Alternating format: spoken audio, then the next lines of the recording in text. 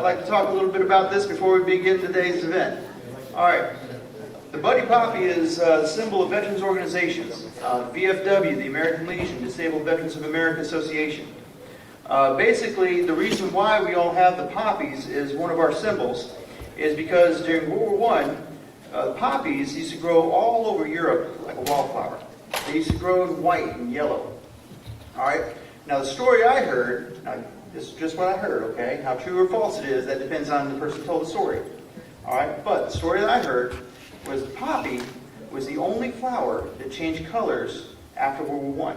And the reason for that was so much blood was shed on the killing fields during World War I, Flanders Fields and the others, that when the blood finally soaked into the ground, the poppy was the only flower that changed color.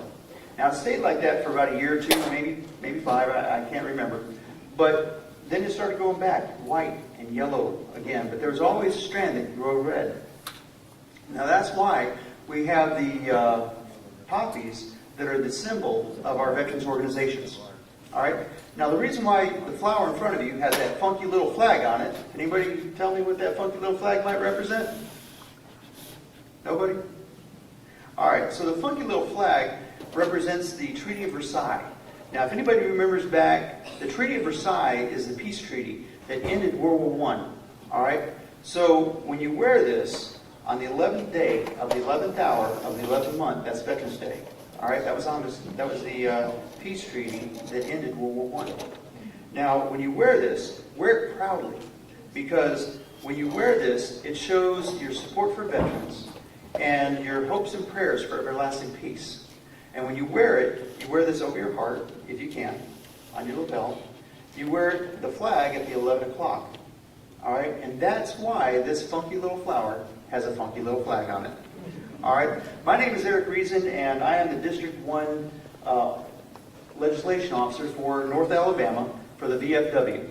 I was a previous post commander at Russellville. We took a post that was on the verge of disbanding to number 2 in the nation. If you don't know, Hamilton in Marion County is got a VFW post. As of Thursday, we have a post number. Our post number is now the newest post in the United States. It is post 12245.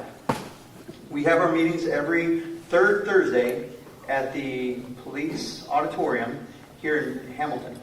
All right. If you are a combat veteran, if you have had house of fire pay or hazardous duty pay, if you spent 30 days in Korea consecutively or 60 days non-consecutively in Korea while on active duty, you qualify for the VFW. All right. We are just setting up a post here in Hamilton. If you haven't heard, all right. This next meeting on the 20th of November, we're having our articles of incorporation. So congratulations to the veterans here in Marion County. You finally have a VFW. All right. So congratulations. If you are not a member, please sign up and become a member. 6 months to a year after that, we're going to start an auxiliary program, which is anybody who is directly related to that veteran. If you have a mother, brother, nope. Okay. Okay, I got to keep it short. I'm sorry. All right, so poppies, show your support. All right. I'm all about VFW. Don't get me wrong. He's like me. He likes to talk. Trust me. Y'all keep talking. We ain't starting right now. But seriously, we're going to kick this off here in about 10 minutes. So y'all all have your schedule in front of you, kind of what we're going to go with. So I was telling Bobby Page, our former mayor, and the preacher, I said, this has been one of the most trying ceremonies I've had, because it's like everybody's canceling on me that's supposed to do something, but we've been able to work around it and make things happen, because, the devil, he's always in the works of everything, but, we're going to get through it, trust me. So y'all bear with us today. I think everything's going to go smooth. We got our men upstairs running our video and audio for us. I think we've got it down pat, so it should be good to go.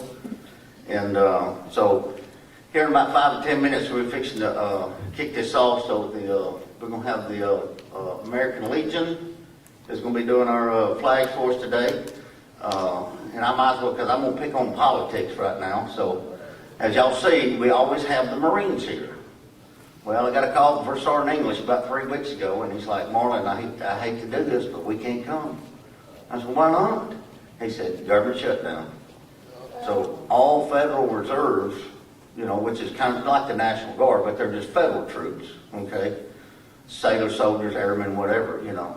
So they ain't even drilling.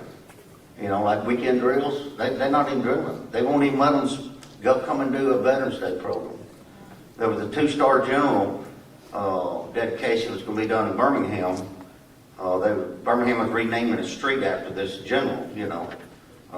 And the Marines were scheduled to, you know, go be there to do the flags and all that. They couldn't even do that. And they're right there in Birmingham. So, yeah, I'm very frustrated with that, trust me. But, you know, thank God we got the American Legion, we got VFW here to help us out and take care of this. And that portion of it, I have no doubt is going to go fine, because I assure you, Mr. Tim back there, Howard, has done more than most of these Marines that's been up here. Okay, so I have no doubt with that. So anyway, you know, my national anthem guy couldn't come. He's sick, so I'm not going to tell you. Y'all see who's on that sheet. I'm not going to pick on him, but he's got some health issues. I understand that, and you know, he feels real bad. They couldn't come, but we're going to get through this, so we'll kick this off here in about 5 or 10 minutes, and we'll go from there. All right. Now, don't forget, I'm going to try to say all this stuff before we start the ceremony. We've got the food over there, cinnamon rolls. When we get done, y'all have a meal. I think we got a good turnout this year. We got all the tables look almost full. But when you leave, we've got to-go plates back there. Yes, okay. Please take a plate with you. I don't want to throw food out. You need something, you know, somebody that needs a plate or take a plate by somebody's, that's fine. The flowers, you cannot have the flowers unless you stay to the end of the ceremony. Okay? Because I know some of these ladies they're always, Martin, can I have that one on that end down there? I said, well, I'm not saying, I'm just saying, it's kind of like, I really enjoy watching the folks grab the flowers, because, you know, because the flowers come from Brittany's, and we'll talk about the vendors and the people that supported us later on in the program. But we would like to do, Chaz from the newspaper asked that all the veterans, please stay to the end, okay? Because we want to do a photo over here at the end of the ceremony with everybody. All of you can be in the picture as far as I'm concerned, but, you know, we'll just have to see how much Chaz wants to do it. You know, she's the newspaper lady. So anyway, we'll get started here in just a minute. Meanwhile, if you want to sign up for the VFW or American Legion, come sign up.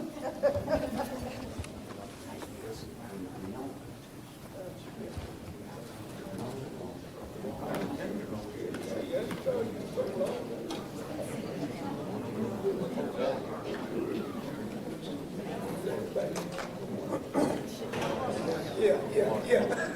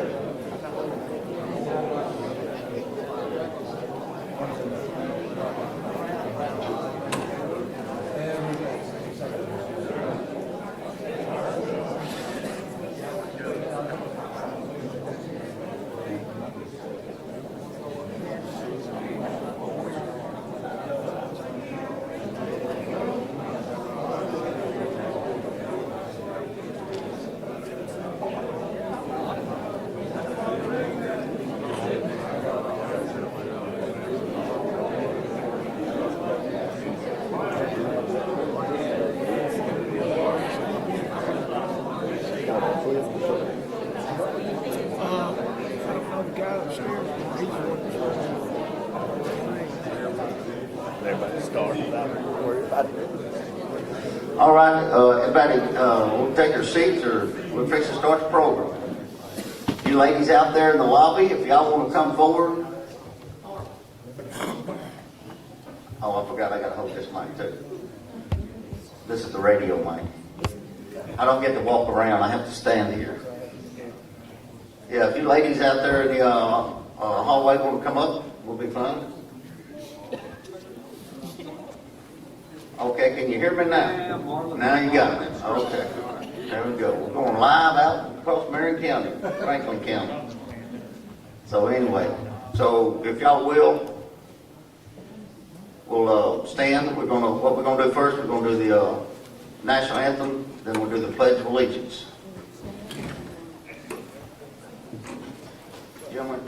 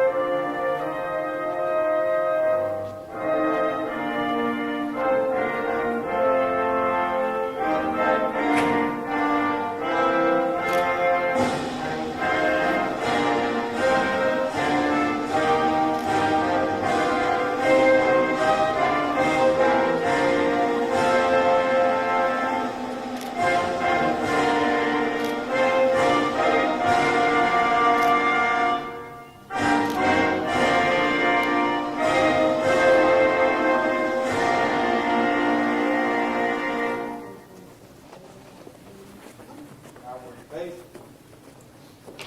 Opposed? Colors?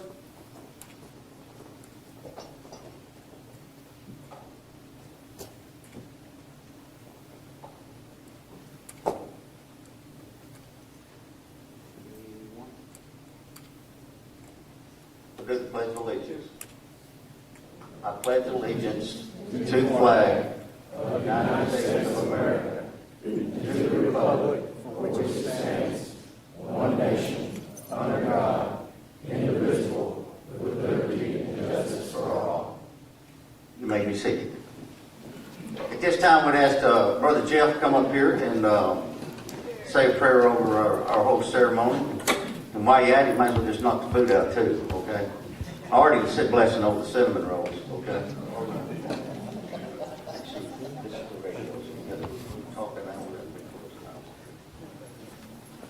It's an honor to be here today, and I want to thank you. We live in the greatest nation on the face of the earth, not because we are a better people than anybody else in the world, but because we have men and women who have sacrificed, we have families who have given of their time and their loved ones to purchase one of the most valuable resources the universe could know, and that is the liberty and freedom that we enjoy. And I want to thank you for your service. I want to thank you for your sacrifice. And I trust that as a nation, we will never forget that the freedom we enjoy has come at a very, very stiff price. And I thank you for being willing to sacrifice, to give of your time, to give of your talents, to help make this the land of the free. Thank you so much. Let us pray. Heavenly Father, as we gather here today, we are here to honor those to whom honor is due, those people who have put on a uniform and have served faithfully our nation. Our country is not perfect. All the decisions that have ever been made by those in leadership have not always been the right decisions. But Heavenly Father, tough decisions have been made, and sacrifices in service have been provided so that we might enjoy the freedom and the liberty that we do. I thank you for every man and woman who has served. I thank you for their families that have served and have sacrificed the time with their family members who were in service. As we gather today, Heavenly Father, may we always be mindful of the POWs, the MIAs, and their families. And we pray for closure, and we pray for peace for each one. Again, we thank you for these people. We thank you for their service. And I ask that, Heavenly Father, as a nation, you would forgive us if we ever forget what somebody else has done so that we might enjoy what we enjoy, so that we can lay down on our head on our pillow at night in a free land.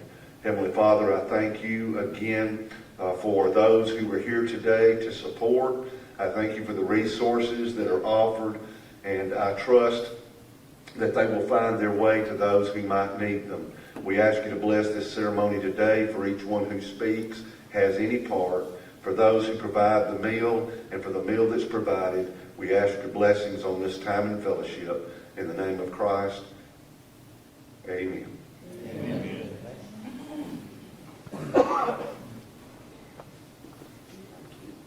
Thank you, Brother Jeff. Now, we're going to, before I do this, I'm going to do another little thing, because I had to run back to the house and get this spoon. Okay? Now, I told you now, the devil's in the works today.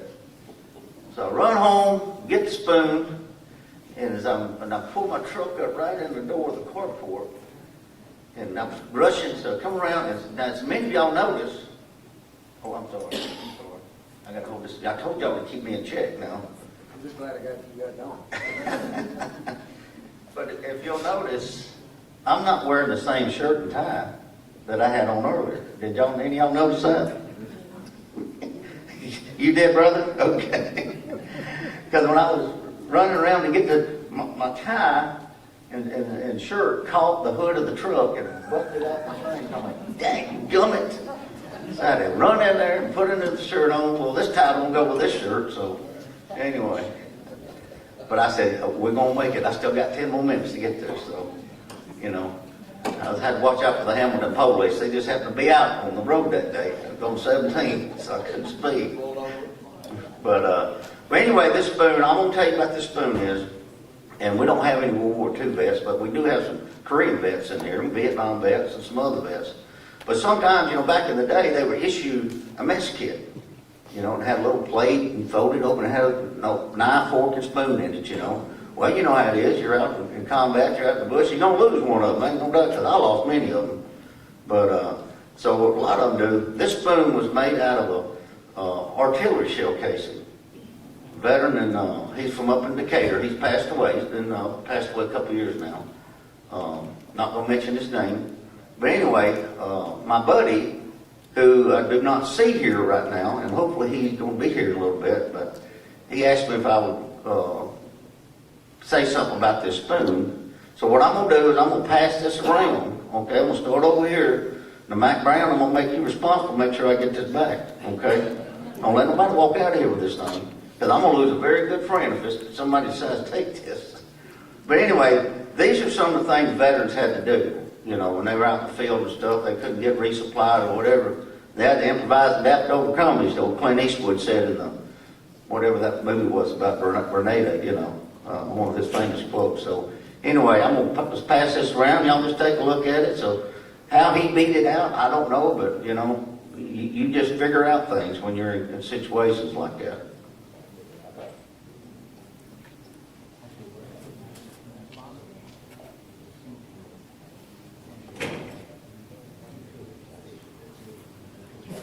So at this time, we want to do our service songs. Now, hopefully you fellas and ladies remember what your service song is, okay? I should not have to say United States Army, okay? Or United States, well, I know it's Marines, ain't gonna have to forget that song. So when you hear your song, please stand up so we can recognize. And you can clap when they stand up. You don't have to wait to the end of the song, okay, folks? All right, Maestro.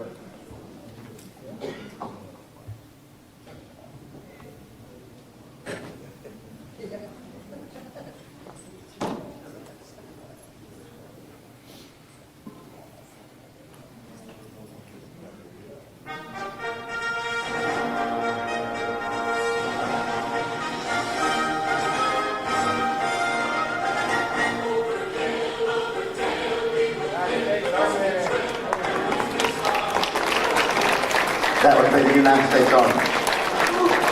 Hoorah. Oh no, y'all go hoorah.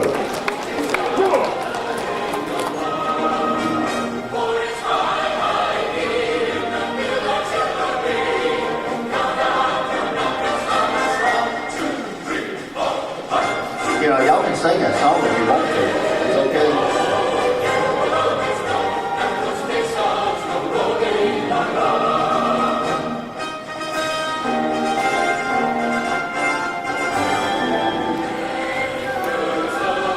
United States Navy.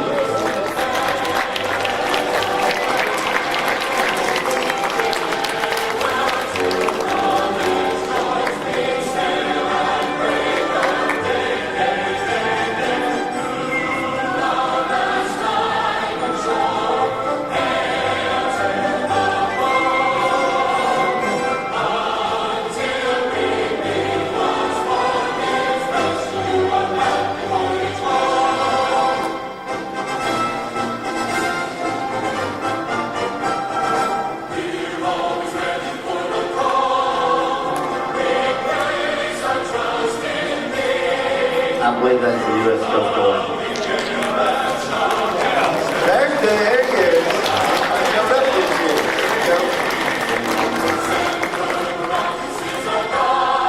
He's my one Coast Guard guy in the county.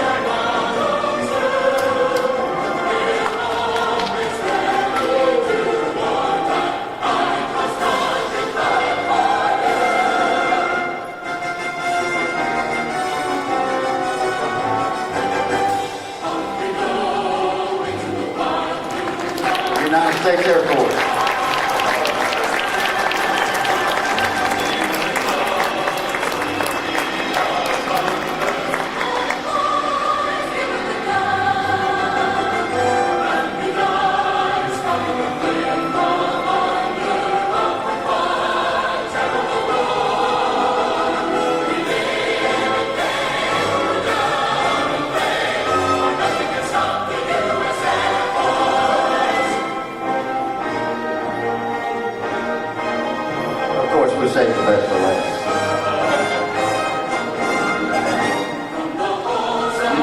Marine Corps.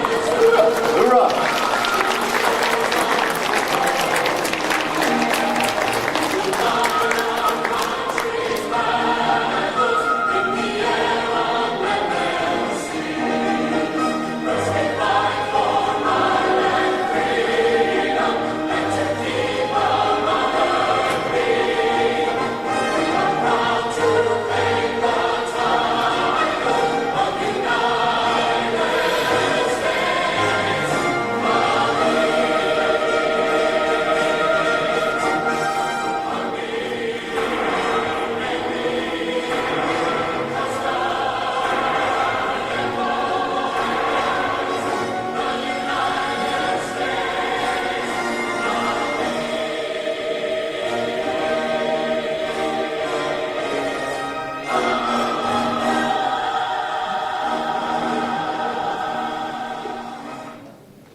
Well, that's pretty emotional, wasn't it? Oh my gosh. Ooh.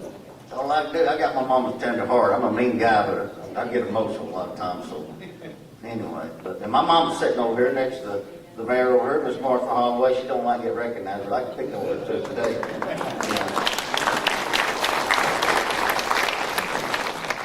All right, so we've got that done. We've got that done. Pledge of allegiance. So at this time, don't forget about my spoon now. Make sure I get my spoon back. Oh, it's making its way. Okay. At this time, we're going to ask former Mayor Bobby Page to come up. He's going to say a few words for us.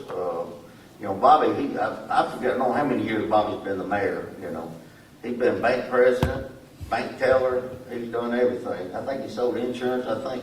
I might have missed that somewhere, but anyway. But he recently retired from here as our mayor and done one hell of a job.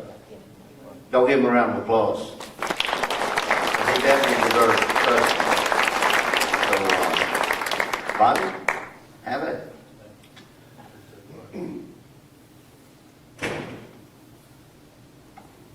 Well, folks, it's the third Veterans Day celebration here at Bevel College.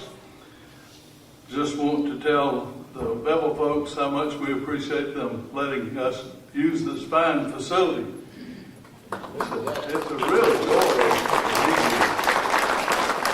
You know, seeing the room so full of veterans that have been there and done that is just such a pleasure today.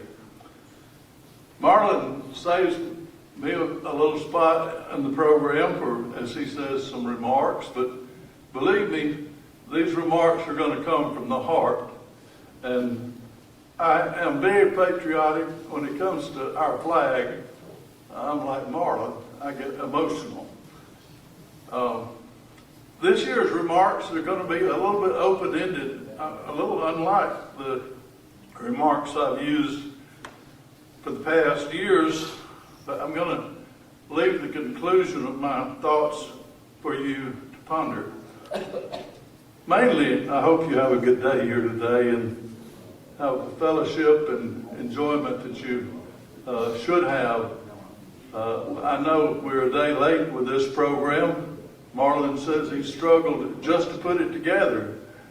But sometimes these challenges that we face just make us that much better.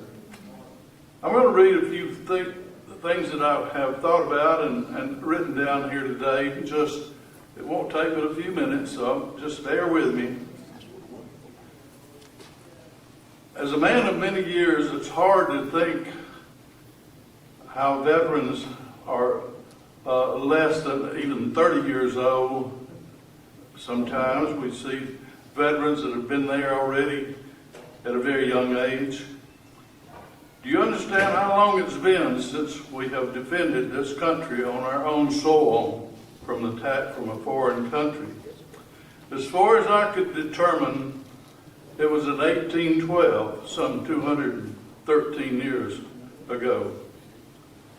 Why is this true? I believe it's because other countries of the world have seen what a big price Americans will pay for freedom.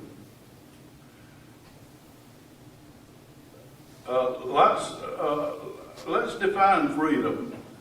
Independence, civil or political liberty, exemption from discomfort, being able to act freely, ease of movement, a right or privilege. All these help to define freedom. Do you feel these things today? I do. I feel very free in this country today. Not just one, but 2 world wars saw America be victorious over terrible enemies such as Hitler, Mussolini, Hirohito, and others that tried to defeat us. They weren't able to do that. The weapons of these wars were warships, tanks, mortars, cannons, machine guns, rifles, planes. But all these great weapons wasn't really necessarily the reason that we won the wars. The hearts that beat within these soldiers won these wars, folks. You can't deny it. It's just the truth. We have so many heroes, we couldn't even mention all of them or count all of them. Some went to battle and only lived a few moments, but the price they paid in those moments kindled a strong will in others to carry us on to victory. Some days in these battles, the goal was to advance the front lines 50 yards, but it took a little bit of effort every day to become victorious. Many soldiers who returned from the terrible wars only wanted to live their lives in peace and did not really want to talk about what they had experienced during these terrible wars. During the 2 world wars, the folks back home made many sacrifices to be sure that the fighting men and women had the things they needed to win those wars. Staple items like sugar, coffee, automobile tires, and other household items became very hard to obtain. The sacrifices were being made because freedom was at stake. Today, we hear talk of a 3rd World War. Let's all hope and pray that this war does not ever happen. But if it did, who might be our aggressors? Who might be our enemies? You think it might be China? You think it might be North Korea, Iran? Or those others who want to think about being powerful and dominant? Where does that leave us as the United States? Who will be our allies if this should happen? Will anyone want to team up with a country that cannot get along with one another? We've got to think about this, folks. We've got to pull together as a nation and unify again. We're so divided. We must think about this today, not tomorrow. Today is the day to think about it. I'm just going to leave it there and let you decide what you think the verdict would be. Who will be our allies if we can't even get along with each other? Thank you very much.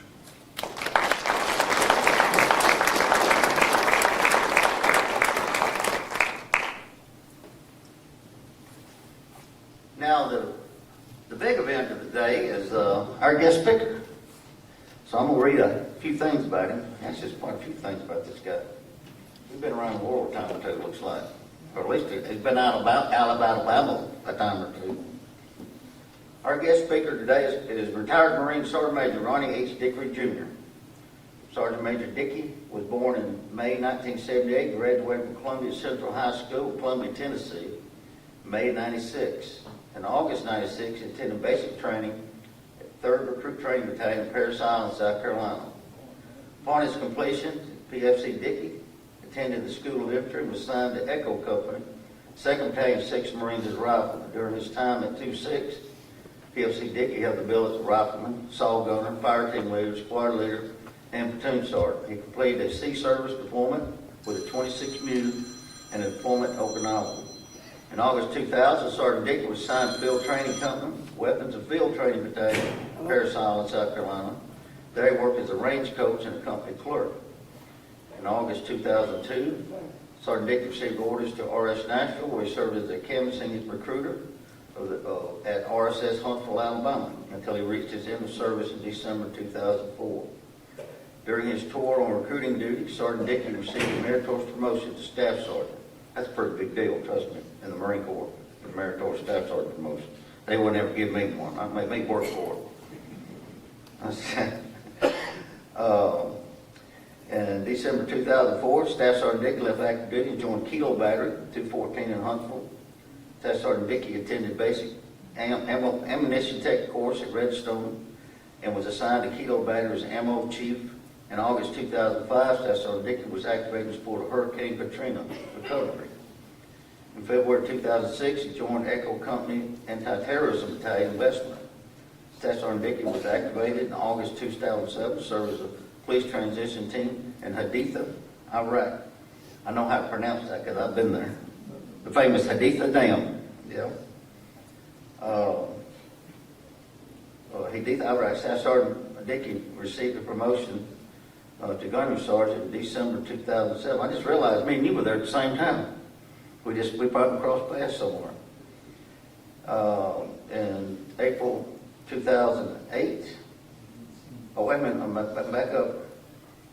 Staff Sergeant Dickey received a promotion to Gunnery Sergeant in December 2007. In April 2008, Gunnery Dickey joined MOBCOM PWST team for Kilo Battery in Huntsville. 2011, he was activated as a member of Kilo Battery I&I staff, where he served in numerous billets. In April 2012, First Sergeant Dickey was assigned as Company First Sergeant of H&S Company Anti-Terrorism Battalion in Bessemer. He remained with Echo Company through the units at deactivation and reactivation as Echo Company 4th Combat Engineer Battalion. In June 2005, First Sergeant Dickey was reassigned to Kilo Battery in Huntsville. In June 2016, Sergeant Major Dickey was promoted, assigned as the Squadron Sergeant Major at Marine Aviation Logistics Squadron in Fort Worth, Texas. In April 2018, he was assigned as Battalion Sergeant Major for Combat Logistics Battalion 451, where he remained until his retirement in May of 2019. Sergeant Major Dickey's personal awards include the Meritorious Service Medal, 2 Navy and Marine Corps Commendation Medals, 2 Navy Achievement Medals, Military Outstanding Volunteer Service Medal, Humanitarian Service Medal, and many other awards and commendations. He has been employed, I'm assuming still is, with the city of Huntsville, Alabama for over 18 years. He has worked as a police officer, police sergeant, and lieutenant, and currently is a police administration manager. He holds a BA in criminal justice from Columbia College. He is married to Kara Dickey. He has 3 children, Justin, Drew, and Jamie.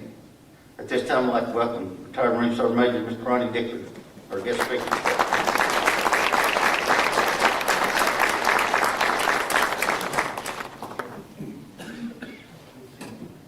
I want to thank you for having me today. Such an honor to be here. Driving over, I'd never been to Hamilton before, so we got to look around and see the beautiful scenery. The only problem with being a guest speaker is that I'm the only thing that stands in between you and your lunch. It's always a problem, and as an old Baptist preacher once said, if we ain't eating, we ain't meeting. So I'll be sure to make it quick. This wraps up a pretty long week for my wife, Kara, and I.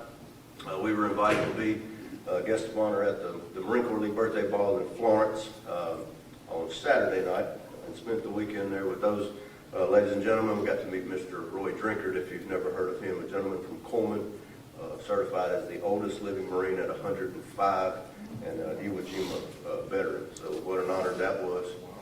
And then on Monday, of course, the Marine Corps was founded in a bar, so in true tradition, about 200 of us met at an establishment in Huntsville and went through a ball ceremony and had some drinks, some camaraderie together, and then we drove over last night. So great honor to be here to wrap up this Veterans Day week.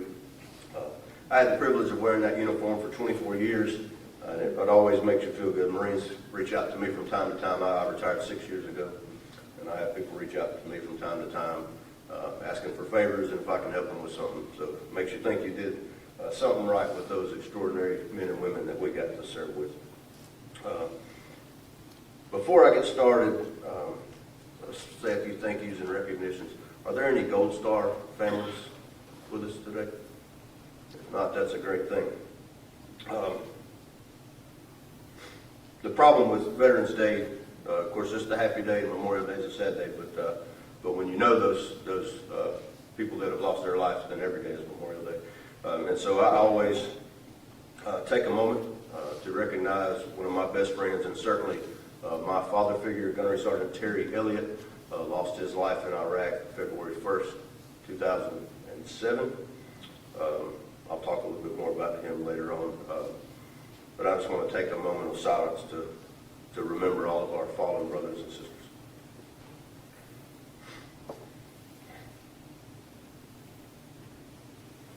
Thank you. I want to say thank you to all the families that support veterans. You really do a lot to keep us all together, and you're the unsung heroes back home, because life carries on whenever we're called away to do certain things. To all the organizations that are here, I'll talk a little bit more about you later, but I certainly appreciate your efforts. We can certainly see the results of your work as the generations of veterans pass, and we wrap up 20 years of war. We are certainly in a better position than we were in the late 70s, and we thank you for that. I owe my civilian career to the Marine Corps. As Marlon said, I work for the Huntsville Police Department. I was working my way through the ranks as a sworn police officer and decided I had had enough of that. Really found something I enjoyed doing their administration. So I manage all their technology, all their body cameras, radios, any software they purchase. Really rewarding career. I really love that. They hired me as a civilian to do that. And I have the Marine Corps League in Huntsville to thank. A gentleman named Larry Mullins talked to me about being a police officer once I left active duty. So I certainly have appreciation for all the organizations that help veterans transition into civilian life. I want to tell you just a little bit about my time in the Marine Corps. I promise not to keep you too long, but there are a few events that I think define my life. They start out when I was in high school. I grew up in Middle Tennessee. Back then in the 90s, the dream of every little boy in Middle Tennessee is to play football for the University of Tennessee. Back then, they were actually pretty good. If I had been a few years later, I might have had a chance to make that team, but wasn't very good at football, was a horrible student, didn't make good grades. Unfortunately, my guidance counselors talked to me about going to college, and I'm poor, I don't make good grades, I'm not going to college. And finally, I had a teacher named Mr. Philip Burns, a computer-aided drafted teacher, sat me down and he said, "Son, have you ever thought about the military? Because that might be the only option you have." And very thankful for Mr. Burns. I'll never forget that conversation. It did lead me to the Marine Corps. My dad was an Air Force veteran. My granddad was in the Navy. So I certainly have an appreciation for all the branches of service. I've served alongside all of the branches during my career. But the Marine Corps was the one for me because I needed to prove that I could do something different. And so I always look back at Mr. Burns and thank him for that. I don't know where I would be without that conversation. I'd go to boot camp as fast as I could in '96, graduate, and I would get stationed at 2nd Battalion, 6th Marines. During a MU deployment, Marine Expeditionary Unit deployment, 26 MU, our platoon was assigned to go into Kosovo. The Kosovo conflict had flared up. Fortunately for us, it was calming back down, but we were assigned to go into Kosovo through Greece. And we set up a defensive position in northern Kosovo, just south of the Serbian border.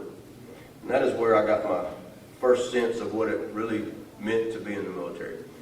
Where we were at, there was a school right down the road, and these little kids, of course it's a war-torn country, these little kids, about 15 of them, would walk behind us to and from school every single day.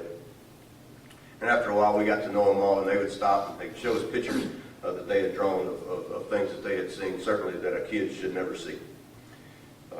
They would also stop at a little store and bring us Coca-Colas and candy and things like that, and sit and talk with us. And so we had a great time. We'd play soccer with them. And that was that was when I realized what it meant to be a member of the United States Marine Corps for me, but in any branch of service. Because for that short moment, those kids could be kids. And they could play, and they felt safe because military service members from the United States were standing there in front of them between that Serbian border. I would have a similar experience in Iraq in 2007, a pretty unique mission. I was on a police transition team. I lived with Iraqi police for 7 months. They are certainly not like us, and they never will be. They have a different lifestyle if you've ever experienced them. But they are good people. And they have families, you know, and they want a nice country just like we do. I served on a joint team there with Army and Marines doing the same mission.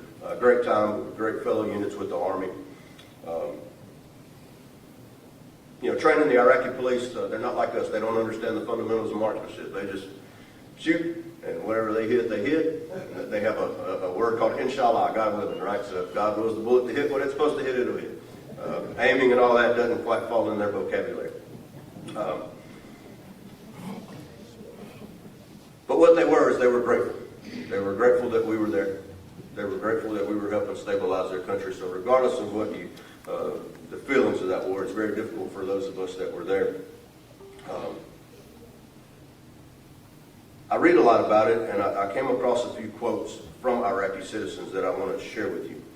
And this one is from an Iraqi refugee that volunteers at the Army Community Center in Fort Carson. And she says, I believe that the soldiers returning from their tours need to hear from the natives that the Iraqi people are thankful for their service. And one other, everywhere that an American soldier is standing in Iraq, things are better. If a platoon is in your neighborhood, life is great. When they leave, things digress. And that always meant a lot to me, to know that those people were thankful for the sacrifice, and certainly with the amount of KIA we had there, and one of them being one of my best friends. The fact that those citizens were grateful, and hopefully we have prepared them to take on and stabilize their country the best we could. The other two events I want to share with you are actually at home. I was activated in support of Hurricane Katrina. I was a young staff sergeant. I was a senior man, and 11 other Marines went with me. They dubbed themselves the Dirty Dozen. And about 2 days after Katrina hit, we headed south. We immediately began rescue missions just north of New Orleans, some small towns around Baton Rouge.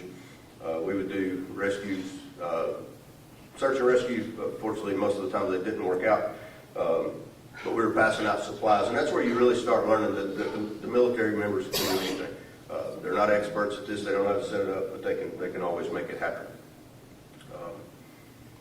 A funny story that when Hurricane Rita hit, we all came back up to Mississippi, and then we went back down immediately after, and a dam had broken in a little parish called Iberville. And so the sheriff knew that some people were stranded on their roofs, the roof of their house.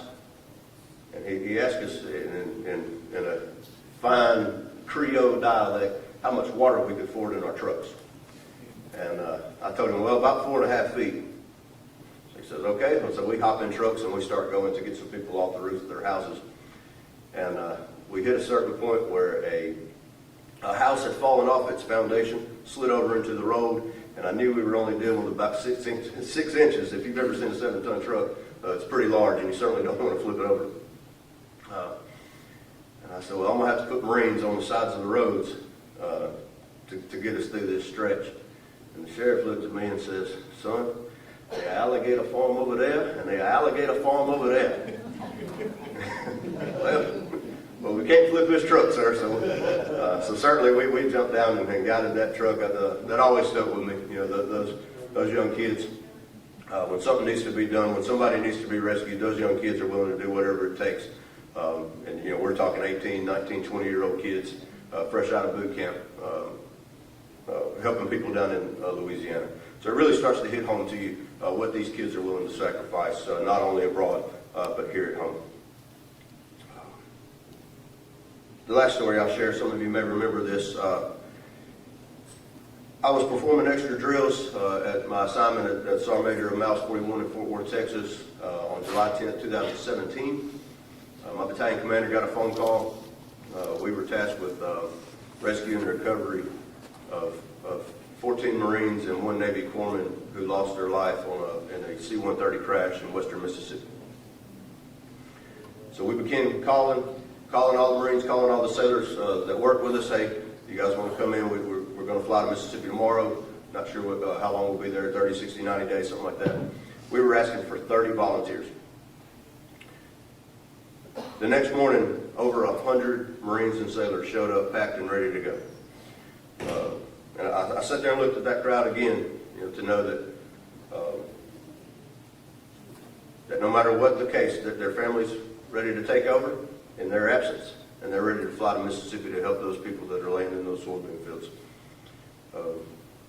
They're just remarkable people, and they're willing to do anything to help out. That was a rough mission for us. We walked around those soybean fields for about 35 days, recovering Marines and their gear. The battalion that I was in knew all of the Air Wing Marines. It's a small community. They all know each other. But it was a great illustration, not only of the service members that were there, but the Red Cross, the VFW, the Sheriff's Department, and all those that brought support materials so that we could do our job to recover those Marines.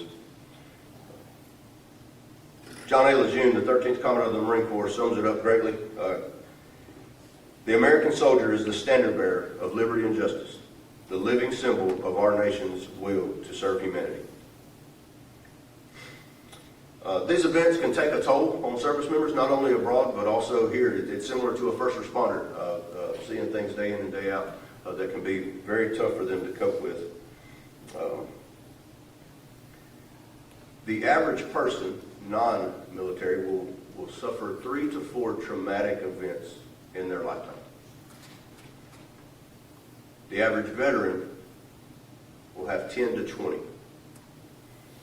But an interesting statistic, according to the VA, about 6% of adults will suffer from PTSD sometime in their life, and 7% of veterans.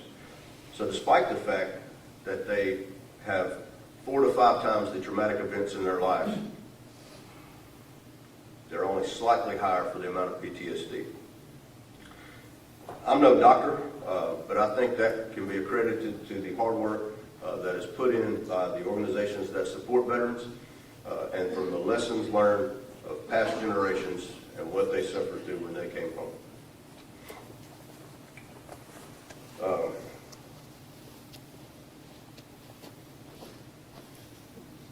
When I was a police officer, I would listen to calls, and if I could key into something that it might be a veteran in distress, I would always try to respond, because you can diffuse those situations by hearing the lingo. When you start talking about MOSs and things that they understand, it can really bring a situation into control. And I'm gonna share one of those that I'll never forget.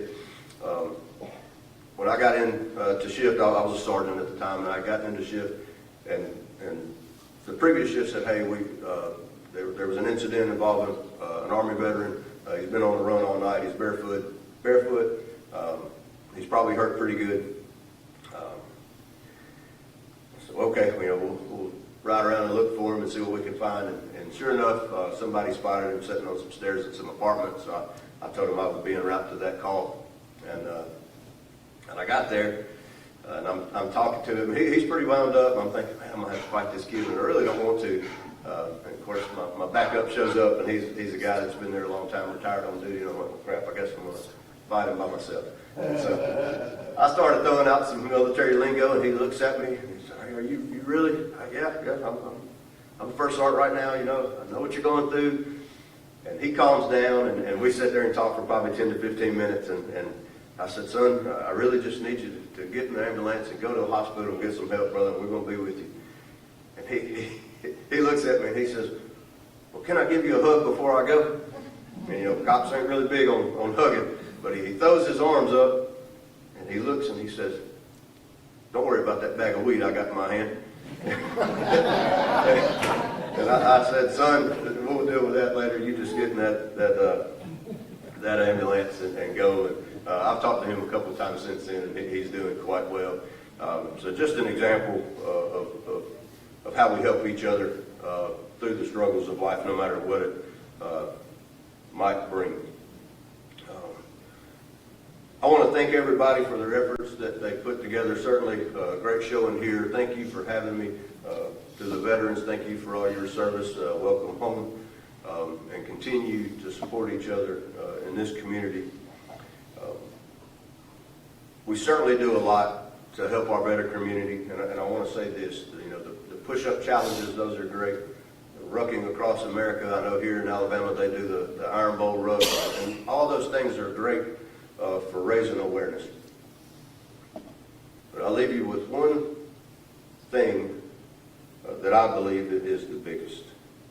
There is no substitute for calling your buddies and being there when they call you. That's it. Be there for each other. No matter what life brings, we can always depend on veterans to understand. Now, we might shoot some jabs at each other from time to time, and that's great, but we can always be counted on to take care of each other. I want to thank you for your time. Appreciate you having me and my wife, Kara. It's been a great trip. Semper Fi to the Marines. Happy birthday. Hoorah. Thank you.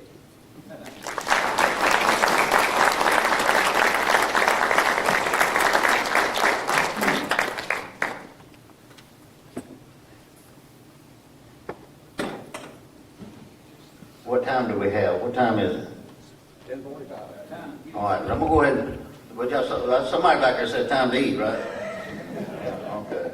You can give me about 5-10 minutes and I'm gonna feed you. Okay. So I can work this thing here. That is the VA's mission statement. It has been that way. Abraham Lincoln wrote that. And that is the mission statement. Now, there's been the VA, my relationship with the VA is a love-hate relationship, okay? You know, I'm looking around at some of the vets in here that I've been able to help and give them some disability. Some folks I've been able to get 100%, some I only got 10%, you know? But it's a love-hate relationship. When they get 100%, I'm like, yes, we got it. And then they go, well, we're only going to give you 20%. I'm like, no! You know, and we file an appeal or the vet just says, that's it. Because you get some vets, they get 30%. And tomorrow I didn't think I was going to get anything. But so-and-so, my wife's been bugging me to death, and I had to shut her up. So I came down here and filed this claim to shut her up. You know, and then find out, of course, now he's got to listen to, I told you so, you know. But there's been several, it's not like I don't want to say that they're trying too hard, but they tried to change this message right here. And you know the reason they wanted to change it because it references a male in it. It don't reference female. So they've done all these conferences and talked about how, what's a better way to word this. And at the end of the day, it stayed the same. You know, it's nothing against women. I mean, it is what it is. You know, and there's some things you don't need to change. That says it all. That's what we're doing. To care for him who shall have borne the battle and for his widow and his orphan, by serving, honoring the men and women who are American veterans. That's what we do.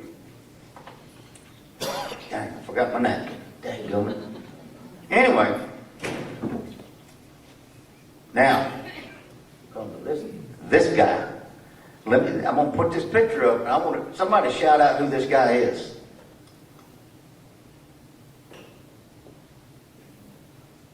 Larry Engel. How many people, let's show a hand, people know who Larry Engel is? Yeah, he probably worked on your refrigerator, air conditioner, washer and dryer, whatever's down there, you know. Now, Larry is our guy that we're going to recognize. He's a Bronze Star recipient. Let me see a show of hands of how many Bronze Star recipients are in the house. I know there's one. 1, 2, 3. Yeah, we got 3 in here. Okay. Larry could not be here today, and I'm not going to say why. But his wife Betty tried hard to get him to come because he didn't know, like when we did Calvin one year, Calvin didn't know about it. I don't think he did he? No. We surprised. I always try to surprise him just to recognize, do the recognition. Because most of my Bronze Star recipients I know were Vietnam guys. Okay. But anyway, this is Larry up here. Now so to give you, he's got a Bronze Star, but he also has. I got his DD-214 here. Don't y'all ask me to look at it because it's got a Social Security number on it. Okay. that would be what, PII, personal identifiable information, I think it is they call it. I got the VA ladies over there, they can tell me all that. Look, they're shaking their heads over there, yep. Mhm. He was awarded National Defense Service Medal. In the Marines, we call that the Kool-Aid Medal. Everybody gets one of those, you know. As long as you behave, you'll get a National Defense Medal. Vietnam Service Medal with 2 Bronze Service Stars. Republic of Vietnam Campaign Medal. Bronze Star Medal with a V, which is done with Valor. He got an Air Medal, Army Commendation Medal, Combat Infantry Badge, Sharpshooter Rifleman, and a Purple Heart with 1 oak leaf cluster. You know, the purple, when you get that cluster thing, that also means that he's got 2 of them, but it also means he won it with its distinct, I can't even pronounce that word. Distinction, I can't even pronounce it. Distinguished, there we go. You know, it's different if you're driving in a convoy and you're hauling supplies somewhere and your truck hits a landmine or takes a board around, you know, you wasn't actually fighting, you just got injured. But in this case, you know, this was actual combat, okay? So this is probably Larry. I wish he was here because I'd love to pick on him. So he ain't here, so I'm going to pick on him anyway. Now you notice that top picture, he's in a wheelchair. He's in a wheelchair and he's holding a picture of a woman. I hope that's Betty, okay? I mean, I don't know, but I don't know what Betty looked like back in the 60s, you know. But you know, you can look at the features of him and you can see Larry. I mean, Larry was a good guy. I can't remember how many times he'd come out to my mama's house when we were kids, worked on refrigerators or the air conditioner or the washing machine and, you know, all this stuff, you know. And Larry, you know, like I said, he's a good guy. And I'm just proud that I know him. I'm proud he's where he is with the VA. Can't say where he's at, but he's where he needs to be. And I wish he could be here today. I know his wife really wanted him to come, but I told him, I said, don't force it, just let it go. If he don't want to come, it's okay. We're still going to do the recognition. So I'm hoping that Miss Chaz back there, I'll send, where you at, Chaz? Is she done left? I guess she's done left. I'll get it to her, but hope we can get these in the paper with him. But anyway, I'd like to ask for y'all to stand up and give Mr. Engel a round of applause.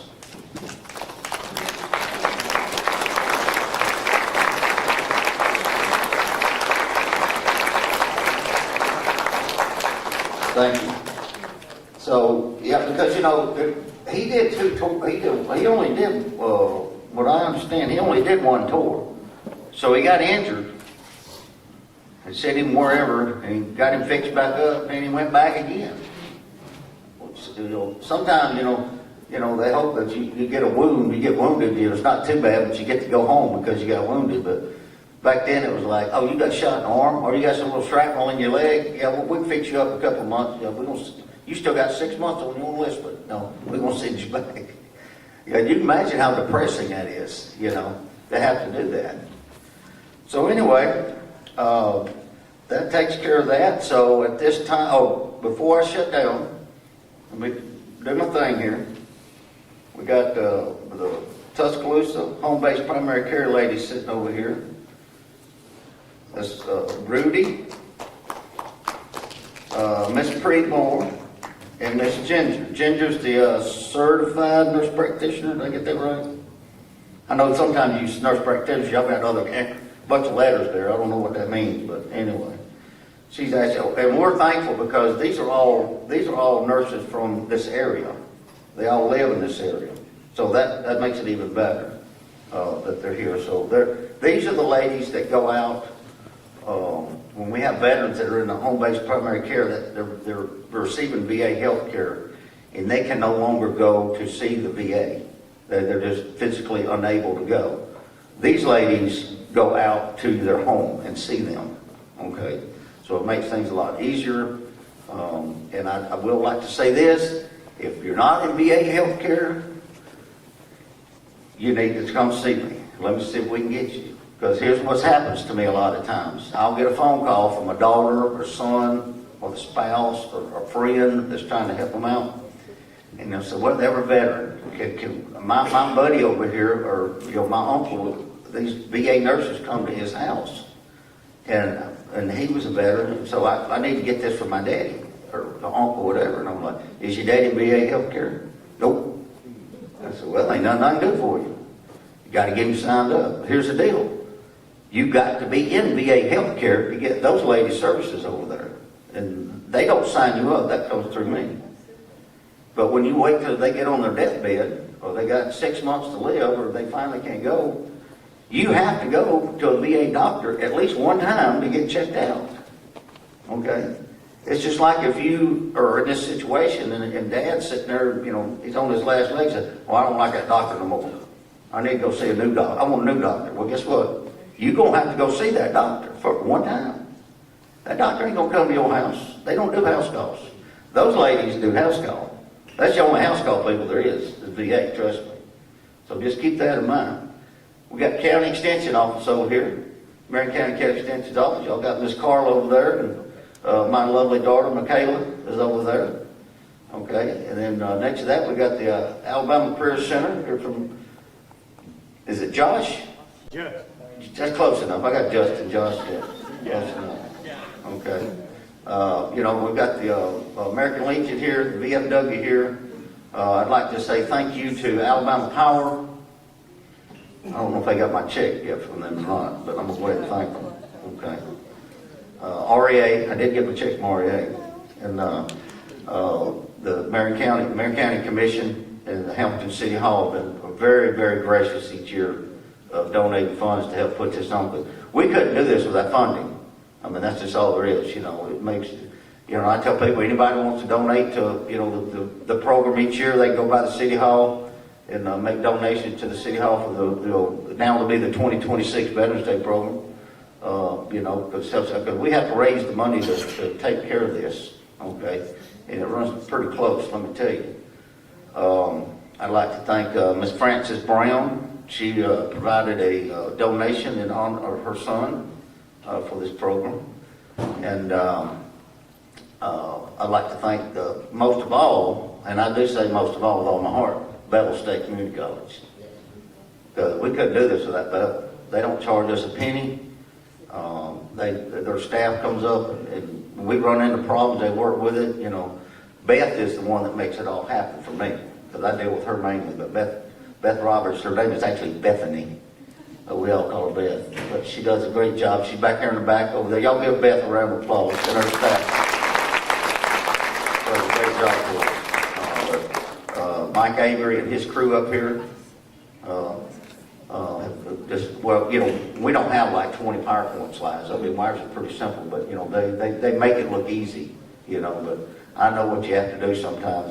This old boy that's up there running this program, he didn't know he was doing this morning. Okay, so he had to go on the computer and find where the file was and make this all happen. So I appreciate him taking care of that. Okay. Steve Jackson and Jackson Media over there, they're doing our Facebook, this will be going out on Facebook here sometime today probably, maybe live, I don't know. And of course, we can't forget our 95.5 over here from Hackleburg, Alabama. Doing this every year. This 4th year they've been doing it. And we have to, just so you know, this is all live on radio right now. The whole program's been since we started talking. But we appreciate y'all coming down and setting this up for us because I think it's important. And of course, they put it out on the radio up there. WERH down in Winfield, they put it out for us down there also with Doug Threadgill. We appreciate them putting that out for us. And, let's not forget our servers in the back there from Bennett's Burgers. Okay, this is the 4th year that they've done our thing, and if you haven't been to eat a Bennett burger, you need to go get you one. Them things is good. I want to tell you, I love my Bennett burgers. And if I forgot someone, I humbly apologize. But I do thank Sergeant Major for being here, the mayor speaking. And I can't help it. I'll always call you mayor. I can't help it. It just is what it is. So that's all I've got. If you got something, Tim, make it short. They're hungry. It's one good thing. No. Stay right here. So our gas company that's up towards Bill Campbell called me and asked, could our post help distribute food boxes they have? So if you know a family in need, a veteran in need, contact me. I don't know how much they got or what they have, but we're going to help distribute food to people who need it. So just contact me at the American Legion. And I don't know exactly what it is, but they asked us to help them distribute some food. And I think they're called United Propane, I believe it is. I believe that's the name. If it's not, I apologize to you guys. But it's the one right there off of 43 going into Phil Campbell. And I told her we'd help. So if you know a family that needs some help, let us know. Okay, we're through. Tall guy. All right, we're done. So we go ahead and start serving now. So we ask you, the veterans and their spouses, y'all go get you a plate. And like I said, when you leave, get it to go plate for the food left. So thank you, and we'll meet back here at about 11:45, and we'll have the closing ceremony. Basically, we're just going to play taps and have maybe a final prayer. I'm not sure if Brother Jeff's still in the house. And that'll be it. But please hang around after the meal so we can get the photo.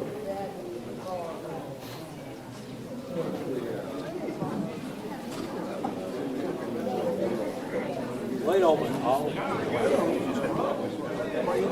What do you want to eat?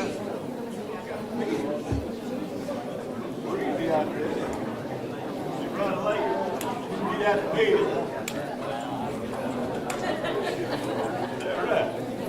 I'd like to have one, yes. That's their part?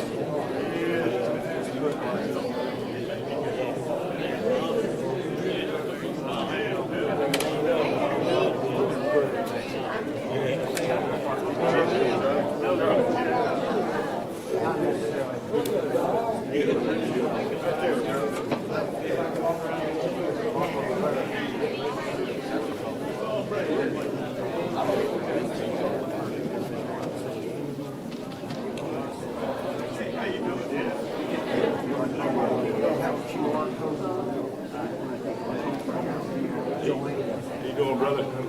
Good, just fine. Good. How you doing? Good. How you doing?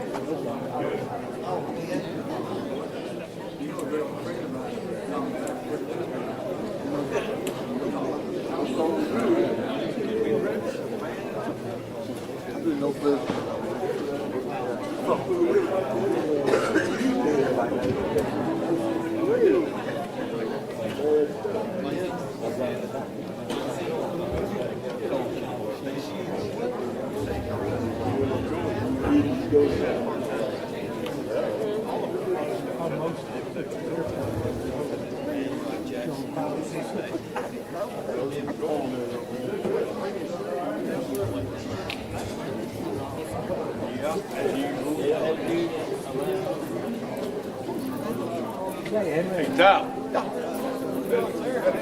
Get over here, young man.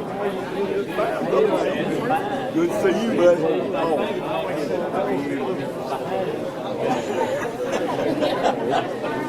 Take care. Good to see you all. Hey, my man, how you doing? Good to see you. I think about sometime about yesterday how you was doing. Something the day before.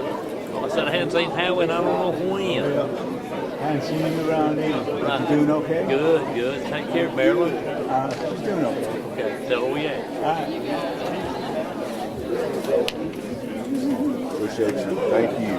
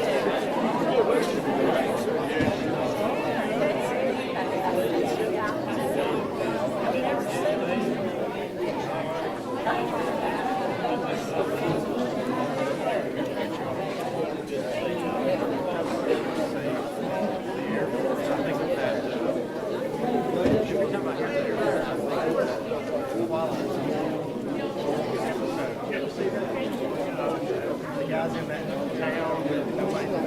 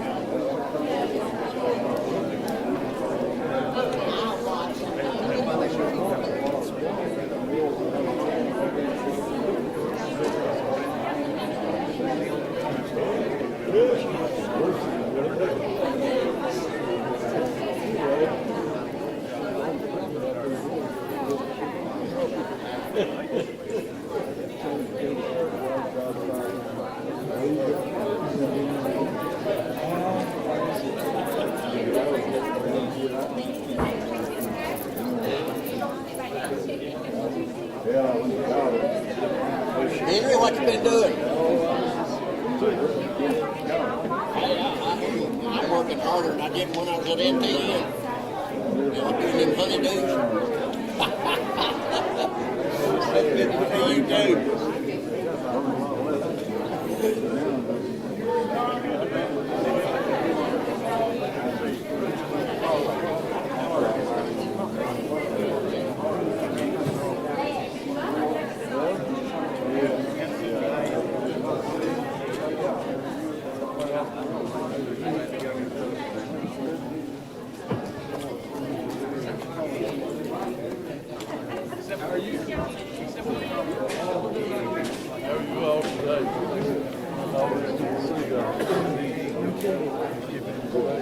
You too.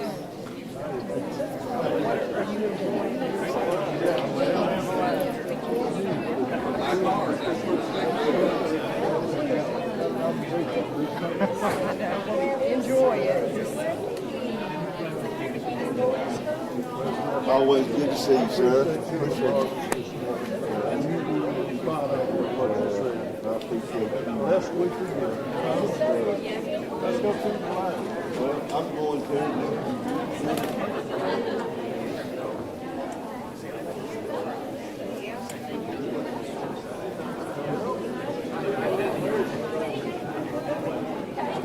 I told him, so we stay away.